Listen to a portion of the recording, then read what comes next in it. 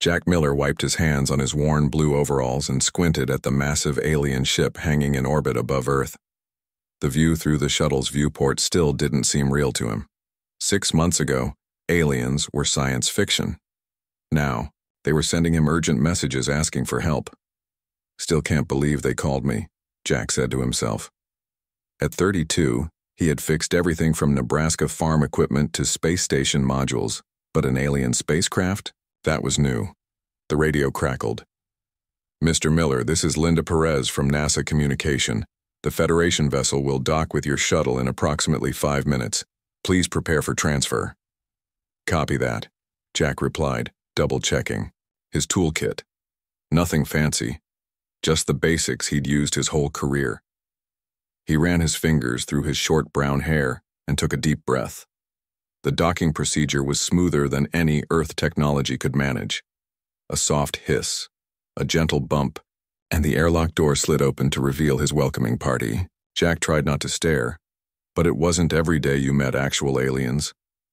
The first creature had 6 limbs and bluish skin that seemed to shimmer under the lights. Behind it stood 3 other aliens of different species, all wearing what Jack guessed were uniforms. "I am Zix Vora, Administrative Officer of the Galactic Federation vessel Luminous Path," the blue alien said, its translator device giving its words a slightly metallic sound. "You are the human maintenance specialist?" Jack stepped forward, extending his hand before remembering that these beings might not shake hands. He awkwardly converted the motion into a small wave. "Jack Miller, maintenance engineer. I understand you folks have an airlock problem." Zixavora's large eyes blinked in what might have been annoyance.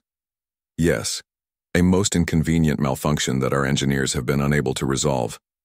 Captain Creel has approved your presence as a consultant, though I must note this is highly irregular.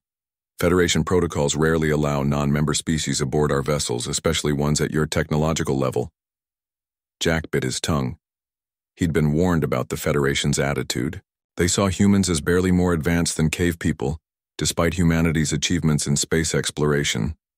"Well, I'm here now." "Why don't you show me the problem?" Jack said, lifting his toolkit. As they floated through the ship's gravity-free corridors, Jack couldn't help but be impressed. The vessel was a marvel of technology, with surfaces that seemed to glow from within and doors that opened before anyone reached them. Engineer TX, a tall, thin alien with 4 arms, and what looked like copper-colored scales joined them halfway to the damaged airlock. The engineer's body language needed no translation. Complete skepticism. "This is most unnecessary," TX said, not bothering to address Jack directly. "The issue is clearly within the quantum field stabilizer matrix. We simply need the replacement, parts from the central fleet, which are 4 days away at best," Zixvora countered. "The captain wants functionality restored before then. Our atmosphere is leaking, however slowly." TX made a sound that might have been a snort. "And you believe this human can achieve what our top engineers cannot?" Jack had dealt with this kind of attitude before.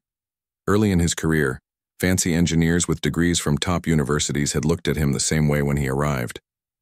At the International Space Station, they had stopped looking down on him after he fixed the water reclamation system they had been puzzling over for weeks. They arrived at the damaged airlock. 3 more alien engineers hovered nearby, manipulating holographic displays filled with complex equations and diagrams. They barely acknowledged Jack's arrival. "This is our primary external airlock," Zixavora explained. "It has been malfunctioning for 3 days. The outer door will not seal properly and the emergency override systems are non-responsive." Jack approached the control panel. "Mind if I take a look?" The alien stepped back, watching with what Jack interpreted as amusement. The control panel was unlike anything he'd seen before, but certain principles of engineering were universal. He spotted what appeared to be an access panel and looked at Zixvora. "May I open this up?" Tex made that snorting sound again. "The problem is not mechanical. It is clearly in the quantum field alignment." Jack smiled politely. "Maybe so, but I'd still like to see the physical components." After getting reluctant approval, Jack opened the panel, Inside was a complex array of technology that made Earth's most advanced systems look like children's toys. But beneath all that sophistication, there were still basic mechanical parts: hinges, seals, pistons, and circuits. "Could you show me the diagnostic readings from when the problem started?" Jack asked. The aliens exchanged glances. One of them waved a hand and a holographic display appeared showing a timeline of events and error codes. Jack studied it carefully. Something wasn't adding up. According to this, the outer door started malfunctioning first and then your computer systems began showing errors, is that right? "Correct," said one of the engineers. "The quantum field matrix began destabilizing shortly after the initial mechanical warning." Jack nodded. "And have you tried bypassing the computer system and manually cycling the airlock?" The aliens stared at him as if he had suggested they flap their arms and fly. "That would be extremely dangerous," TX said. "Our systems are integrated for safety. Bypassing quantum safeguards could lead to catastrophic decompression." Jack scratched his chin. "Mind if I see the actual airlock door?" Reluctantly, they led him to an observation window where he could see the external airlock door. Jack pressed his face close to the transparent material, examining the massive door from different angles. "There," he said, suddenly pointing. "See that?" The aliens crowded around. Where Jack was pointing, a small piece of debris was lodged in the door track, something that looked like a broken fragment of equipment. "That's your problem. Something's stuck in the track, keeping the door from sealing properly. Your sensors detected the incomplete seal and shut down the system. Then your computer tried to compensate by adjusting quantum fields or whatever, which created more problems." The aliens stared at the debris, then at Jack, their expressions unreadable. "That cannot be the only issue," TX insisted. "Our diagnostics would have detected such a simple problem." "Sometimes the simplest explanation is the right one," Jack replied. "Your advanced computers might be looking for complex problems and missing the obvious. It happens on Earth, too." Captain Creel arrived then, his imposing figure filling the corridor. The captain had 4 eyes set in a face covered with small tentacles, giving the impression of a walking octopus in a military uniform. "Administrator, HFY tells me you've identified the issue?" the captain asked, his translator making his voice sound deep and resonant. "Yes, sir," Jack said, pointing out the debris. "Something's stuck in your door track. Clear that, reset your systems, and you should be good to go." Captain Creel stared at the debris for a long moment, then at his engineering team. "Is he correct?" The alien engineers looked uncomfortable. Finally, TX spoke. "It is possible, but removing the debris would require an EVA, and resetting the quantum field stabilizers is not a simple process." Jack opened his toolkit. "I can handle the EVA if you've got a suit I can use. As for resetting your systems, I'll need your help with that part." The captain considered Jack for several moments. "Very well, human. We will prepare an EVA suit for you. But I warn you, if you damage our vessel further, there will be diplomatic consequences." Jack nodded, trying not to smile. It wasn't the first time someone had doubted him, and it probably wouldn't be the last. As the aliens prepared the equipment, Jack caught HFY watching him with what might have been curiosity. "You seem very confident, Mr. Miller," the alien administrator said. Jack shrugged. "Sometimes the most advanced technology needs the simplest fix. Your people asked for help, and I'm just doing my job." Behind them, the ship's warning system flashed again as the oxygen levels dropped another fraction. Jack knew the clock was ticking. Time to show these aliens what a primitive human could really do. The alien EVA suit felt strange on Jack's body. It was lighter than Earth spacesuits, but somehow stronger. The material moved with him like a second skin. "This is amazing," Jack said as he tested his range of motion. "What's it made of?" Engineer TX made a dismissive gesture with one of his forearms. "A simple molecular bonded fiber mesh with reactive pressure sealing. Standard Federation technology for the past 80 years. Jack smiled inside his helmet. To these aliens, their incredible technology was ordinary. They had no idea how far ahead they were compared to Earth, or how that same advancement had made them blind to simple solutions. "The EVA hatch is ready," HFY announced. Our systems calculate you have 16 minutes of useful work time before the ship's rotation brings that section into direct solar exposure. Should be plenty, Jack replied. I just need to clear that debris and check the track for damage. Captain Creel stood nearby, all four eyes focused on Jack. I must emphasize, Mr. Miller, that this vessel represents a significant investment by the Galactic Federation. Any damage will be avoided, Jack finished for him. I've been doing space repairs for 10 years. I know the stakes. The captain's tentacles rippled in what might have been skepticism, but he nodded. The airlock chamber that still worked cycled open, and Jack pushed himself out into space. The Earth hung below him, a beautiful blue marble that still took his breath away no matter how many times he saw it. Focus, Miller, he muttered to himself. Using the suit's thrusters, he maneuvered toward the damaged airlock. The ship's hull was enormous, stretching out in every direction like a metal landscape. I am monitoring your progress, TX's voice came through his helmet. Please do not touch anything beyond the specified repair area. Jack didn't bother responding. He reached the damaged airlock and immediately spotted the problem. A piece of metal about the size of his palm was wedged in the door track. It looked like part of a broken maintenance drone. Found it, Jack reported. Looks like you had some kind of small robot that broke apart. A piece got caught in the door track. There was a pause before TX replied. That is unexpected. Our maintenance. Drones are programmed to return to their bays before mechanical failure. Well, this one didn't get the memo, Jack said. He pulled a simple tool from his belt, a modified pair of needle-nose pliers he'd brought from Earth. I'm going to extract it now. Wait, TX interrupted. Our protocols require a full scan and risk assessment before debris removal. Jack looked at the piece of metal. It's a broken drone part. If I don't remove it, your airlock won't seal. What's there to assess? He heard Zixvora's voice now. Let him proceed, Engineer TX. Captain Creel has authorized emergency protocols.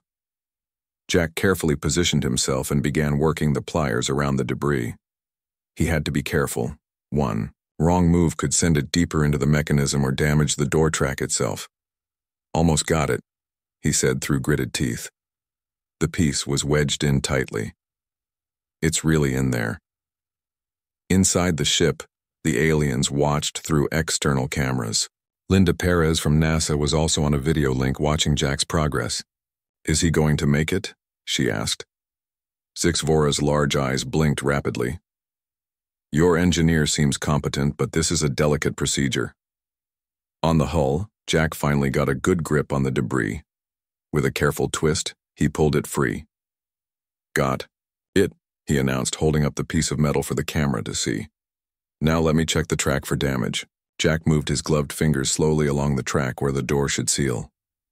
There's some minor scoring in the metal here, but nothing that should prevent a proper seal. Your door should work now. He heard what might have been sighs of relief from multiple aliens.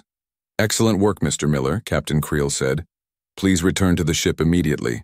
Jack did a final check of the door mechanism before pushing away from the hull. Coming back in. Once back inside and out of the EVA suit, Jack found himself surrounded by alien engineers, all examining the piece of debris he'd recovered.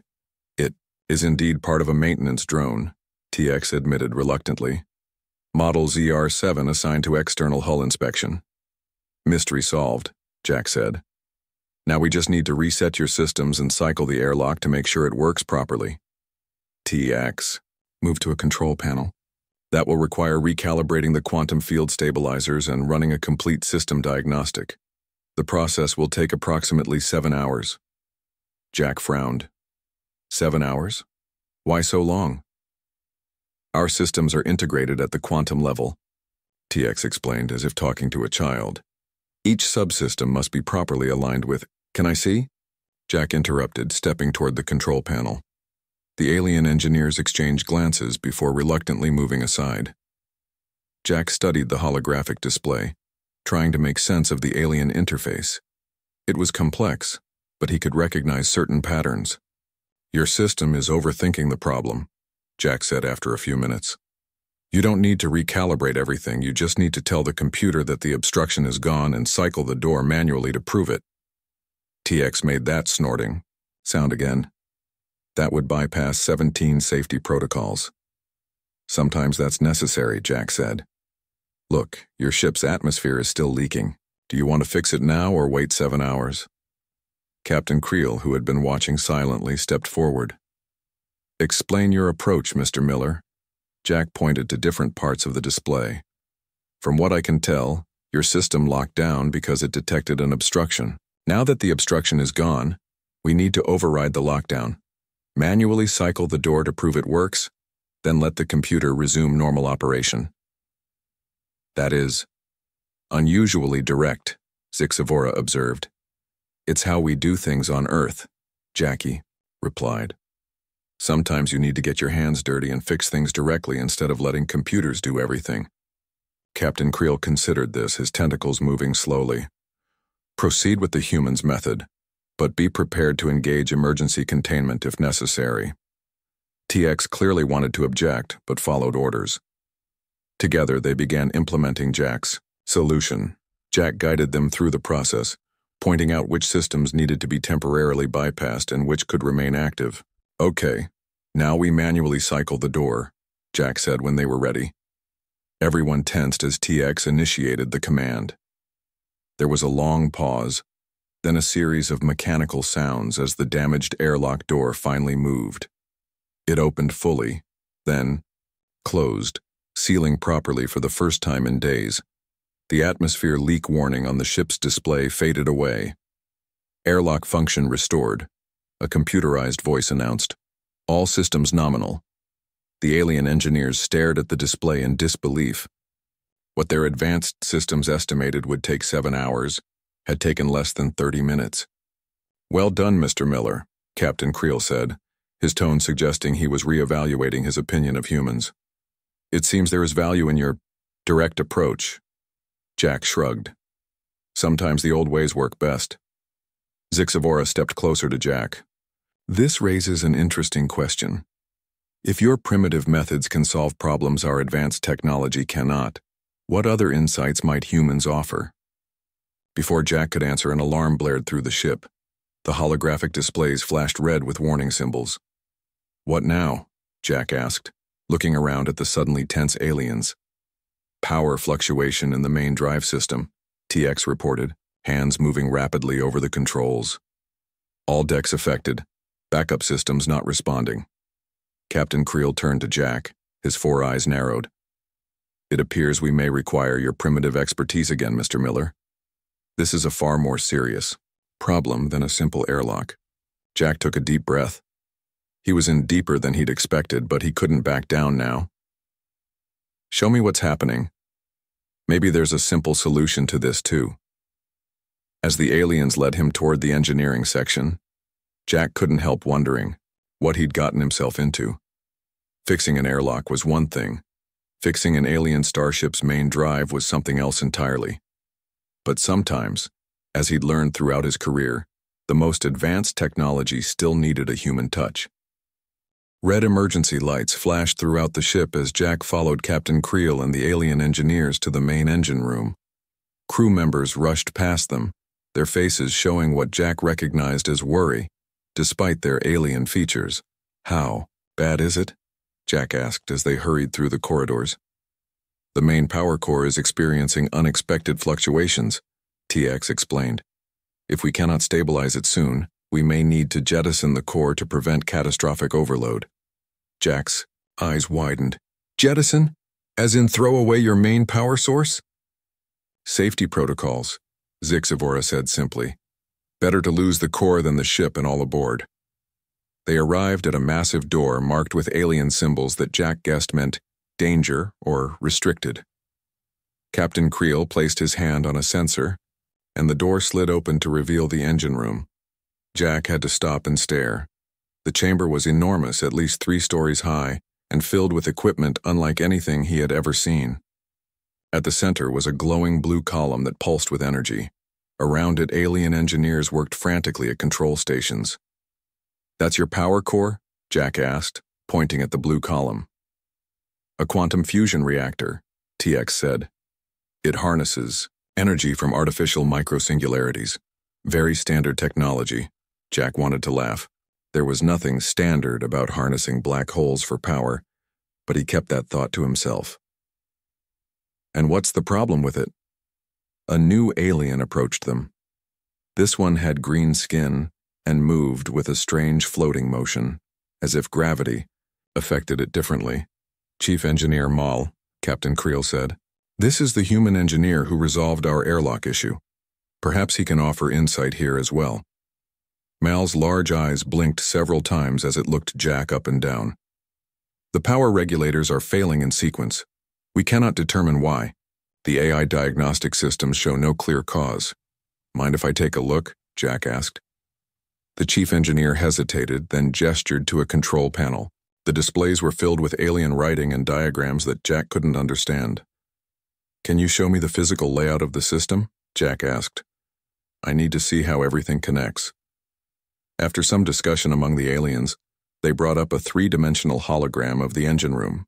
Jack studied it carefully, trying to make sense of the unfamiliar technology. "These are your power regulators?" he asked, pointing to a series of devices surrounding the core. "Correct," Mal confirmed. "They manage the energy flow from the core to the ship's systems. They are failing one after another, and we cannot determine why." Jack thought for a moment. When did the problem start? Was it right after we fixed the airlock? The aliens looked at each other. "Yes," TX admitted. "Approximately 8 minutes after the airlock was restored to operation." "And before that, how long had the airlock been malfunctioning?" Jack asked. 3 standard days, Zixvora answered. Jack nodded slowly as an idea formed in his mind. "I think I see the connection. When the airlock was stuck open, your ship was losing air, right? But it was also venting heat from that section." The aliens listened, looking confused. "Your ship's cooling systems probably adjusted to compensate for the heat loss through the airlock," Jack continued. "When we fixed the airlock, that heat had nowhere to go, and your cooling system didn't readjust quickly enough." Chief Engineer Mal blinked rapidly. "That is possible. But our thermal regulation systems are automated." "Sometimes automated systems don't adapt to sudden changes," Jack said. "On Earth, we always build in manual overrides for that reason." Pointed to the hologram. "Can you show me your cooling system layout?" The hologram changed to display a complex network of pipes and mechanisms throughout the ship. Jack studied it carefully. "There," he said, pointing to a junction near the repaired airlock. "That cooling bypass valve is almost fully closed.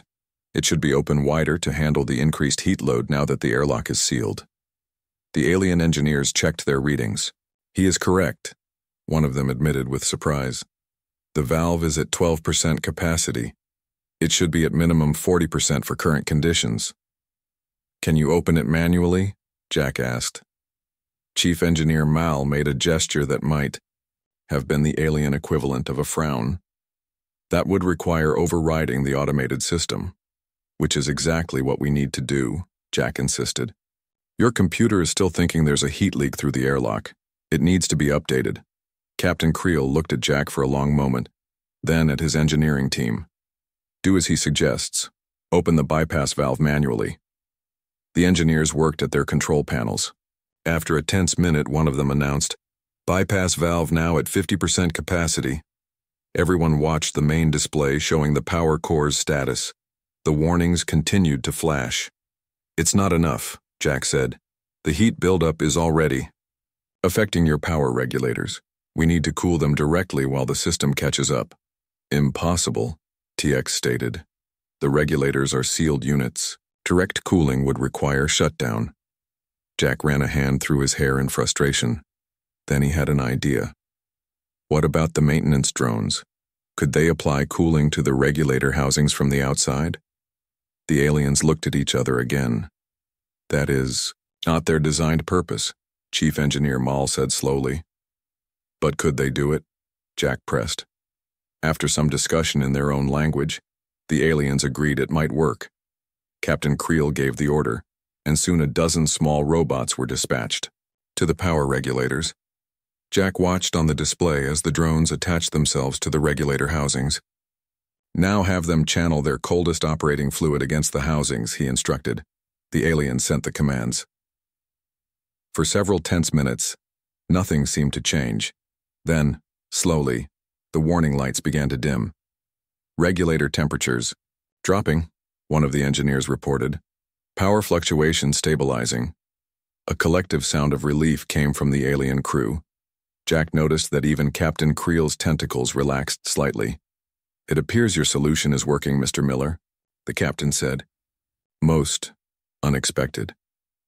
"Sometimes the best solutions are the simple ones," Jack replied.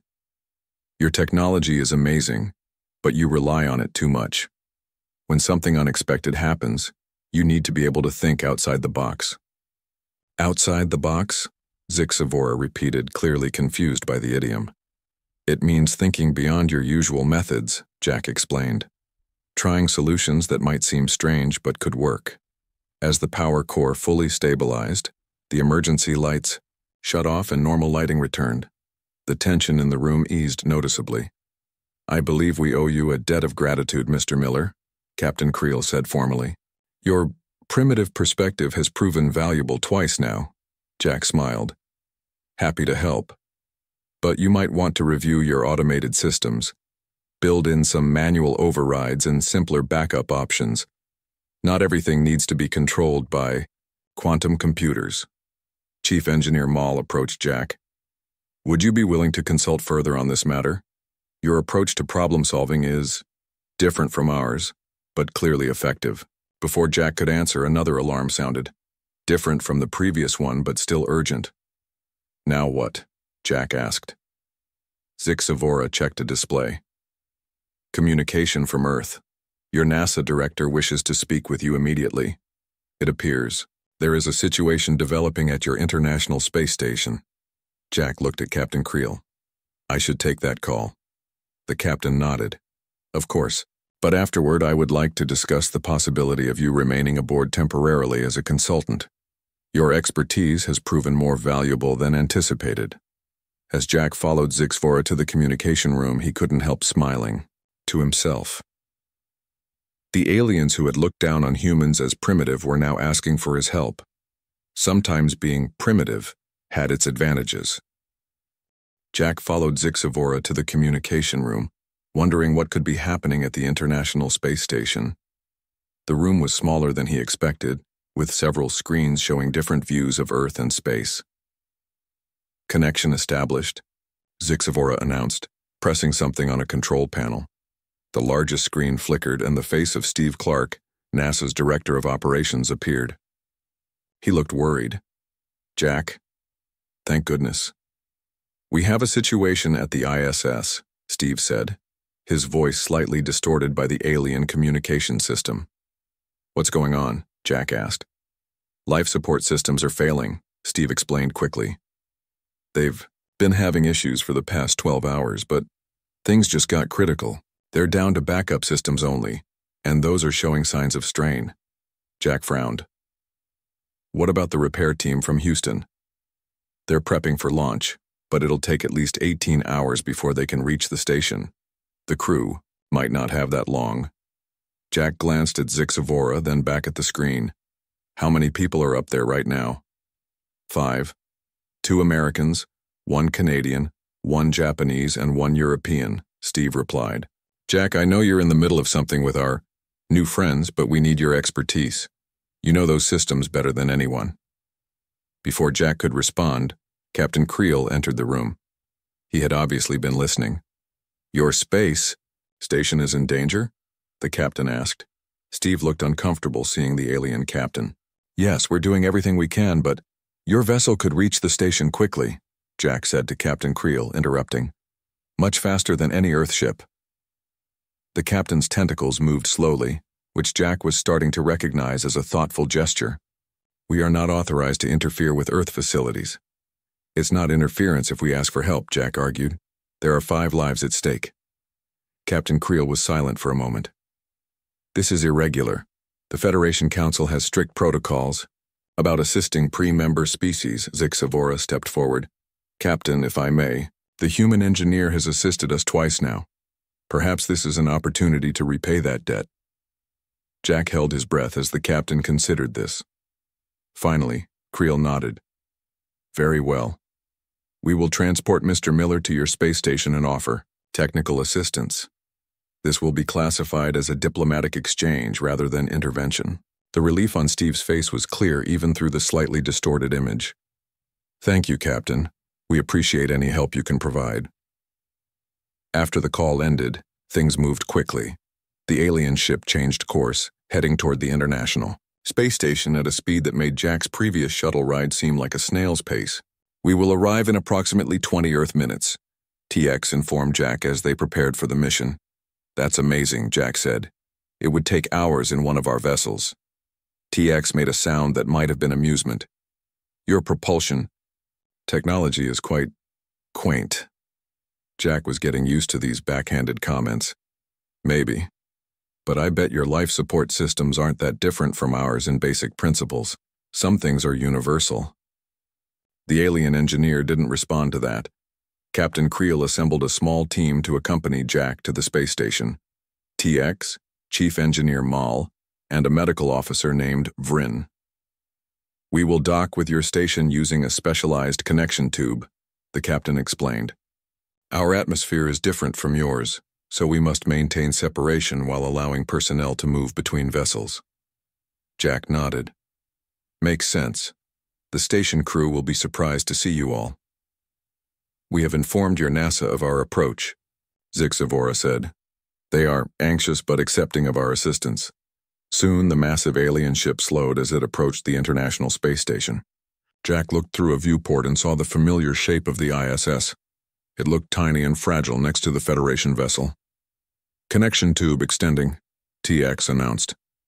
Jack watched as a flexible tunnel extended from the alien ship toward the station's emergency docking port. The precision of the maneuver was impressive. Connection secure, Mal reported. Atmosphere seal is stable. Jack put on a simple breathing mask that would filter the slight differences between the ship's air and Earth's atmosphere. The alien team didn't need such devices. Their environmental suits adjusted automatically. They moved through the connection tube and into the International Space Station. The station's emergency lights were on, bathing everything in a dull red glow. The air felt stuffy and warm, a bad sign for the life support systems. 5 astronauts waited for them at the entry point. Despite the situation, they couldn't hide their amazement at seeing actual aliens boarding their station. Jack Miller, said Susan Harper, the station commander, floating forward to meet them. Never thought I'd see you arrive with an alien escort. Strange times, Jack replied with a smile. This is Chief Engineer Mal, Engineer TX and Medical Officer Vryn. They're here to help. Susan nodded to the aliens, clearly trying to maintain her composure. Thank you for coming. We've got multiple system failures in the primary and secondary life support modules. CO2 levels are rising and temperature control is failing.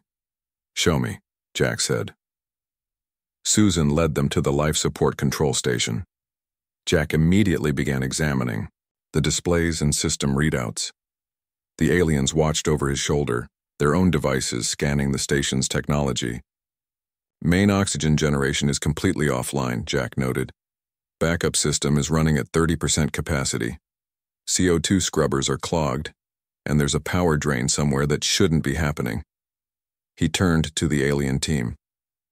Any insights from your scans? Mal stepped forward, holding up a device that projected a holographic image of the station's power systems. There appears to be an energy feedback loop in your electrical system. It is drawing power from life support to feed itself. Jack studied the hologram. That shouldn't be possible with the isolation protocols, unless someone bypassed them, Susan suggested. Or something, Jack muttered. He accessed the station's maintenance logs. Look at this. 3 weeks ago, you installed a new experimental power management system from the European Space Agency. Susan nodded. It was supposed to increase efficiency. It's creating a feedback loop, Jack explained. The new system doesn't communicate properly with the older American and Russian modules. It's trying to optimize power usage, but it's actually creating a drain that's affecting everything else. TX examined the hologram more closely. A compatibility issue between different technological standards. We see similar problems when integrating technology from different Federation species. So how do we fix it? Susan asked, glancing nervously at an alarm that showed rising carbon dioxide levels. Jack thought for a moment. We need to isolate the new system, restart the life support from scratch, and then carefully reintegrate everything with proper communication protocols. That would take hours, Susan objected. We don't have that kind of time. Perhaps we can help. Vryn spoke for the first time. The medical officer held up a small device. This atmospheric processor can temporarily manage your oxygen and carbon dioxide levels while you work on the permanent solution. Jack looked at the alien device with surprise. That tiny thing can handle life support for the whole station? For approximately 6 hours, Vryn confirmed. It is a standard emergency device on all Federation vessels. Susan looked relieved. That would give us the time we need. With the immediate crisis addressed by Vryn's device, Jack and the engineers got to work. The aliens were fascinated by the station's technology, both impressed by human ingenuity and amused by what they saw as crude solutions. You use mechanical pumps for your water recycling? TX asked, sounding somewhere between horrified and amazed. They're reliable, Jack defended. Sometimes the simplest solution is the best one. As they worked, Jack noticed that the aliens were actually learning from the human technology. Despite their advanced knowledge, there was something about the practical, hands-on approach of human engineering that seemed to intrigue them. Your species values redundancy, Mail observed as they restored the life support systems. 3 backup systems for critical functions. Jack nodded. We plan for things to go wrong. It saved lives more times than I can count. After several hours of intense work, the station's systems began to come back online. The proper isolation protocols were in place, and the experimental power system was now communicating correctly with the older modules. Life support restored to full function, Susan announced with relief. CO2 levels dropping and oxygen generation at 100%. The station crew cheered. Even the aliens seemed pleased with the outcome. Thank you, Susan said to Jack and the alien team. We wouldn't have made it without your help. Captain Creel's voice came through their communication devices. Well done. However, we have a new situation developing. Our sensors have detected an incoming micrometeoroid shower, heading toward both our vessels. We must depart this position immediately. Everyone on the space station froze at Captain Creel's warning about the micrometeoroid shower. How long do we have? Susan asked, her voice tense. Approximately 12 minutes before impact, came the captain's reply. Jack looked at the station crew, then at the alien team. The station's shields aren't designed to handle that kind of impact. We need to get everyone aboard the Federation ship. Agreed, TX said. Our vessel has superior defensive capabilities. Susan shook her head. We can't abandon the station. There's years of research data and equipment here that can't be replaced. Jack understood her concern. The International Space Station represented decades of work and billions of dollars of investment. Losing it would be devastating for Earth's space program. What about your ship's shields? Jack asked TX. Could they be extended to protect the station too? The alien engineer's eyes blinked rapidly. Extend our shields? That is not standard procedure. But is it possible? Jack pressed. TX and Mal exchanged looks. Theoretically, Mal admitted. But it would require reconfiguring our entire defensive grid and would significantly weaken our own protection. Can your ship withstand the meteoroid shower with reduced shields? Jack asked. Yes, TX said after a moment. Our hull plating alone could handle such impacts, but extending shields to an external structure has never been attempted. Jack turned to Susan. If we can't extend their shields, we need to evacuate now. Susan looked torn. Then she had an idea. What about using your ship as a physical shield? Position it between the station and the incoming meteoroids. Now it was Jack's turn to look surprised. He glanced at the alien team. That would place our vessel at risk, TX objected. But you just said your hull could handle the impacts, Jack pointed out. Captain Creel's voice came through again. We are monitoring this discussion. The suggestion to use our vessel as a shield is unexpected. It would save the station, Jack argued. And you said your hull can take it. There was a pause before the captain responded. This would be highly irregular. Federation protocols do not recommend placing vessels at risk for non-Federation facilities. 10 minutes to impact, a computerized voice announced. Jack made a decision. Captain, your ship has already broken protocols by coming here. These people need help, and their station represents humanity's greatest achievement in space. Please. The silence that followed felt like the longest of Jack's life. Finally, Captain Creel spoke. Very well. We will position our vessel to shield your station. All personnel report back to the luminous path immediately. Relief flooded through Jack. Thank you, Captain. The station crew quickly gathered essential items while Jack and the alien team returned to the connection tube. Once everyone was aboard the Federation ship, the tube retracted and the massive vessel began to move. Jack joined Captain Creel on the bridge to watch the operation. The main screen showed the Federation ship maneuvering carefully into position, placing itself between the space station and the incoming danger. 8 minutes to impact, the ship's computer announced. All crew to secure positions, Captain Creel ordered. Reinforce forward hull plating and divert emergency power to critical sections. Jack watched in amazement as the alien crew carried out these orders with perfect precision. The ship hummed with energy as systems were adjusted and power redistributed. This is an impressive ship, Jack said to the captain. Thank you for doing this. Captain Creel's tentacles moved slowly. Your species is surprising, Mr. Miller. You operate with technology far inferior to ours, yet you have accomplished much, and you think in ways we sometimes do not. Different perspectives have value, Jack replied. That's something worth protecting. 5 minutes to impact, the computer announced. On the main screen, they could now see the approaching micrometeoroids, thousands of tiny rocks moving at incredible speeds through space. Will your crew be safe? Jack asked, suddenly worried about what he had asked them to do. Our vessel is designed to withstand far worse, Zixvora assured him, though Jack noticed the administrator seemed less confident than usual. 3 minutes to impact. The tension on the bridge was palpable. Jack watched as final preparations were made, wondering if he had made the right call in asking these aliens to risk themselves for a human station. 2 minutes to impact. All personnel brace for impact, Captain Creel announced shipwide. Jack gripped a nearby railing. The screen showed the cloud of space debris growing larger as it approached. 1 minute to impact. Captain Creel turned to Jack.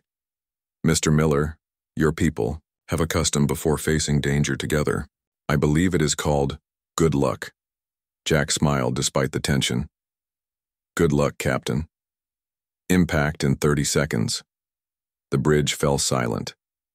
Jack could hear only the soft hum of the ship's systems and his own heartbeat pounding in his ears. Impact in 10 seconds. 9, 8. Jack held his breath. 3, 2, 1. Impact. The first meteoroid struck the ship with a series of dull thuds. Then came more impacts, dozens, then hundreds of tiny rocks striking the hull at tremendous speeds. The ship shuddered slightly but held firm. On the screen, Jack could see small flashes as the meteoroids hit the hull, some bouncing off, others breaking apart on impact. For nearly 2 minutes, the barrage continued while everyone on the bridge watched in tense silence. Then, gradually, the impacts lessened until they stopped completely. All impacts ceased, reported an alien officer. Hull integrity at 97%. No critical damage detected. A collective sigh of relief swept through the bridge. Captain Creel turned to another screen showing the space station, completely untouched behind the protective bulk of the Federation ship. Station status? The captain asked. The Earth station is undamaged, came the reply. Their crew sends their gratitude. Jack felt a weight lift from his shoulders. Thank you, Captain. You saved our station. Captain Creel made a gesture that Jack hadn't seen before, something like a bow. It was the right decision, even if unorthodox. Perhaps that is something we have learned from you, Mr. Miller. In the hours that followed, the Federation ship moved away from the station. Repairs were made to the minor damage from the meteoroid impacts, and the station crew returned to their home with heartfelt thanks. Before Jack departed, Captain Creel called him to a private meeting in the ship's conference room.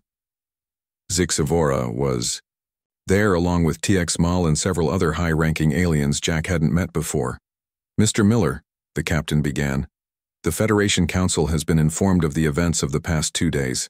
Your assistance has been noted. Jack nodded, unsure where this was going.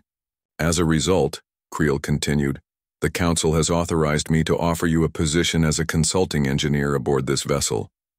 Jack's eyes widened in surprise. We have discovered that, despite your species' technological limitations, your approach to problem-solving has considerable merit, Zixavora explained. You see solutions we often miss. There is much we could learn from each other, Mal added. Jack was speechless for a moment. You want me to work on an alien spaceship? As an official consultant? With appropriate diplomatic status, Creel confirmed, and with permission to return to Earth regularly, of course. We believe this arrangement would benefit both our peoples, Zixavora said, a first step toward greater cooperation. Jack thought about it. The opportunity was incredible. To work with technology beyond anything humans had developed, to learn from alien cultures, to help build a bridge between Earth and the stars. I would be honored, Jack said finally, but I have one condition. The aliens looked at him curiously. I want to bring a small team of human engineers with me, Jack explained. Different perspectives, remember? If we're going to learn from each other, we need more than just one human viewpoint. Captain Creel considered this, then nodded. A reasonable request. I will seek approval from the Council. In the meantime, Zixavora added, perhaps you could begin by helping us redesign our airlock mechanisms. They seem unnecessarily complex in retrospect. Jack smiled. I'd be happy to. Sometimes the simplest solutions are the best ones. As he looked around at his new alien colleagues, Jack couldn't help but feel a sense of wonder. Just days ago, these beings had considered humans primitive and barely worth notice. Now they were asking for his help, his perspective, his human way of thinking. Sometimes being primitive meant seeing what others had forgotten to look for, and in the vastness of space, there was room for all kinds of intelligence.